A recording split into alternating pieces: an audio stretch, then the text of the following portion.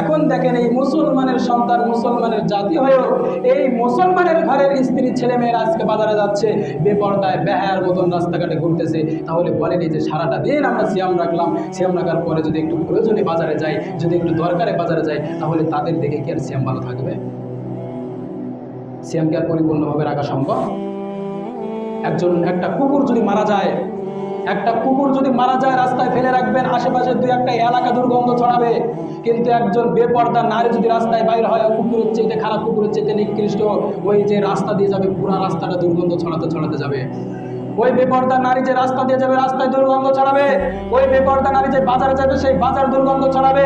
ওই বেপর্দা নারী যে গাড়িতে উঠবে, সেই গাড়িতে দুর্গন্ধ ছড়াবে। ওই বেপর্দার নারীর কারণে ওই এলাকায় যত মানুষ থাকবে প্রত্যেকের ঈমান দুর্বল হয়ে যাবে। আল্লাহ পাক রব্বুল আলামিন তো এভাবেই সৃষ্টি করেছেন। আল্লাহ পাক রব্বুল আলামিন একজন নারীর প্রতি একজন পুরুষের আকর্ষণ বাড়বে এভাবেই সৃষ্টি করেছেন। আপনি